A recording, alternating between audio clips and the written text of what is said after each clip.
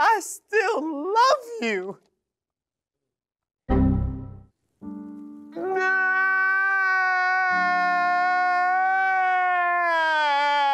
This is an accurate representation of me after playing Fall of Porcupine. And while the game certainly carried its own emotional weight, I must admit that it made me cry for all the wrong reasons. So, elation and jubilation, gamers from all around the world. I am Lucian and this is the World Gamer Show. And today I will tell you my personal, heartbreaking experience with Fall of Porcupine. So sit back, relax, and enjoy my tears.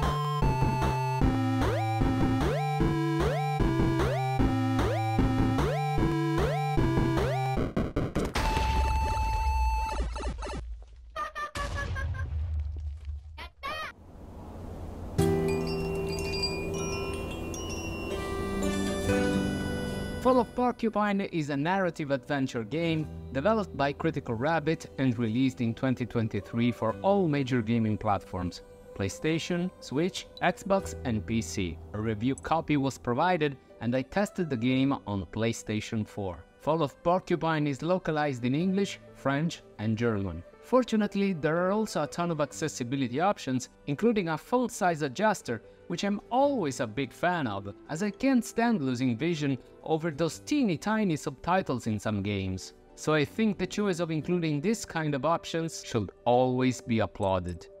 Our lovable pigeon protagonist, Finley, is a young junior doctor who is in training at the local hospital in the small town of Porcupine, where all citizens are anthropomorphic animals. Yeah, here come the rooster.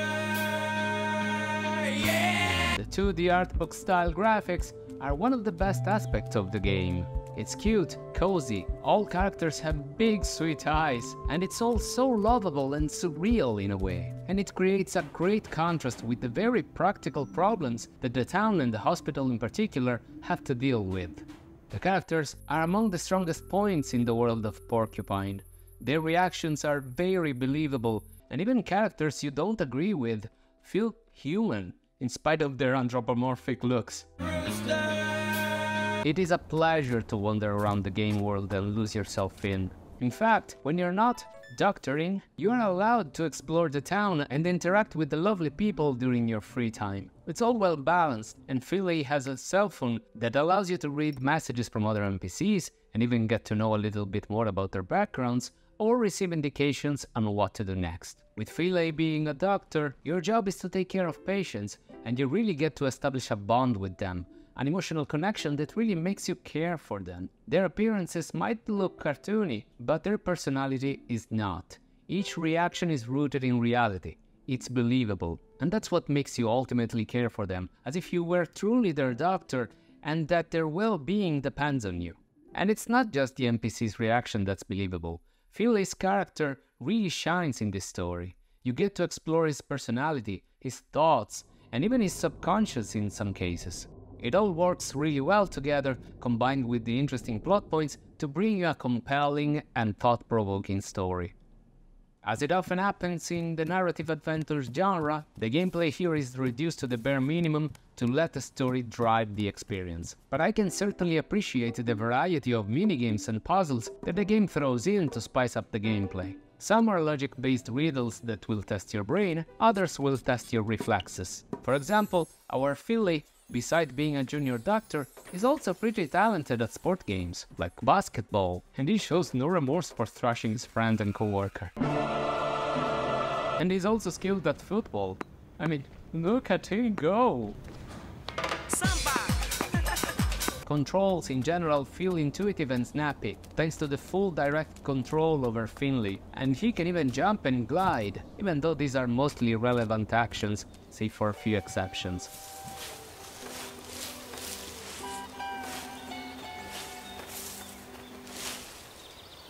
The pace of the story is also not always ideal.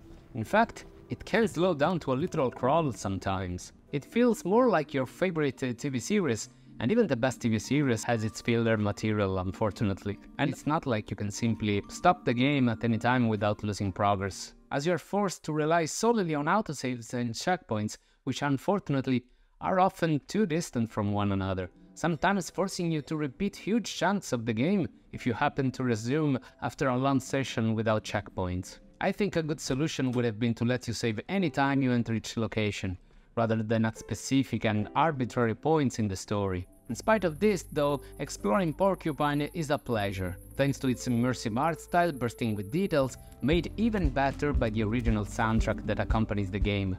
Unintrusive, and yet impactful in its sweetness and gentleness, and a truly integral part of the experience.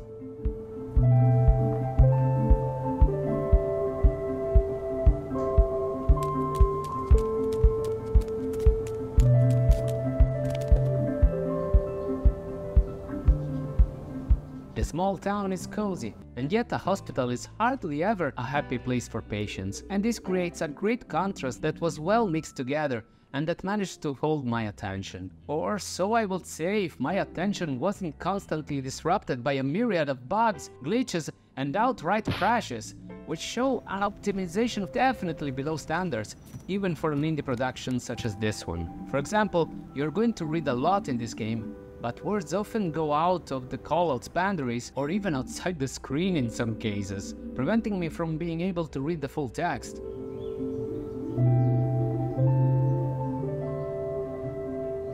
In other cases, like during minigames instructions, some words would overlap with each other. I'm not sure if this is related to me maxing out the font size from the options, but what's the point of even allowing it if then it causes all these issues? I mean, so much for accessibility. That's certainly not intended behavior.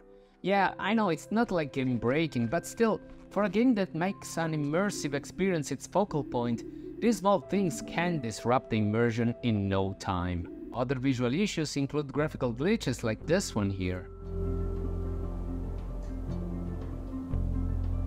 In another case, I encountered a weird bug that allowed me to do something that I clearly wasn't supposed to. At a certain point, I needed to free somebody stuck in an elevator, so the elevator was clearly not supposed to work. Except when I changed floor through the stairs, the elevator was actually working and nobody was inside. Again, these are nothing too major, but you know what can be a major issue? The game constantly crashing. I can't tell you how many times I needed to repeat the same parts over and over until the game mercifully decided to let me progress through.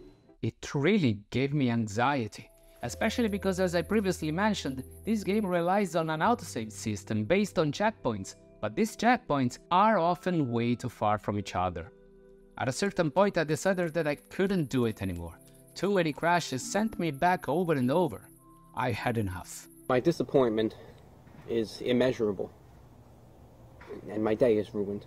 It's all a freaking shame, honestly, because behind all this, there is a pretty good narrative adventure. I know what the game was going for, I can see it. I can see how it managed to make me care for these people, who reacted so naturally. There is some true talent shown in Fall of Porcupine. There is care. Unfortunately though, all the care went into the script writing and the art style and not in the actual technical base to let the game work. As the game runs now, it's simply not enough. You can build the most beautiful house in the world, but if that crumbles down at the first breeze, it doesn't matter how beautiful it was. I received this review copy almost over a month after its initial release, and I checked if there were any pending updates, but the truth is that, even after a month, this game is still in these conditions, with tons of issues unpatched, and some of these are game-breaking. And look, I have the utmost respect for the work of gaming developers, and I always want to support indie games at any chance I get. So I do hope these huge issues can be fixed, but as of now, I can't even complete the goddamn thing. And I got this game for free for review purposes, but it goes for $20 on digital stores. It's not cheap.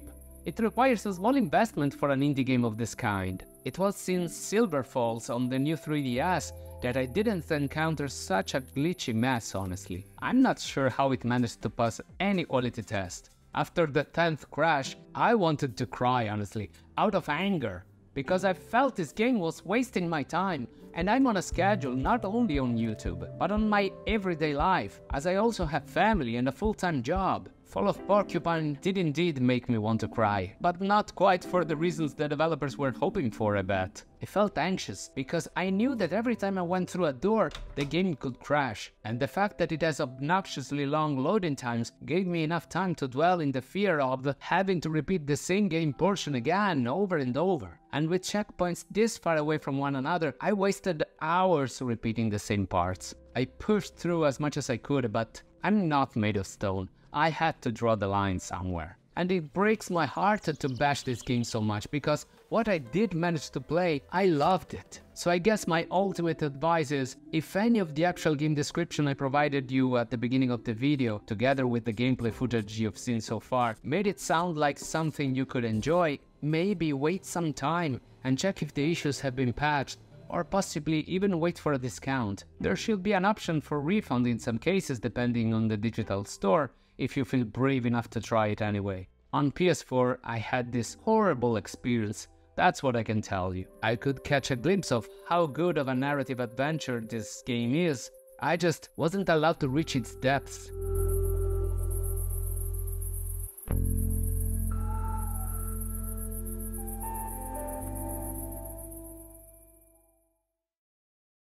But this is just one guy's opinion on the internet, so now I want to know yours down in the comments.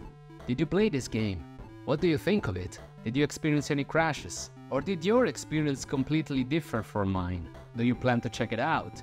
Share your thoughts in the comment section down below, and if you enjoyed this video, feel free to check out my other indie reviews. And also leave a like and subscribe, this way you will always be up to speed with my latest content. And you will also help a fellow gamer out. For you it's just few buttons away, but for me it's a really big help. But really, I just want to thank you so much for spending some of your precious time watching this video to the end. I will be seeing you in my next one, but until then, stay safe, play safe, world gamers.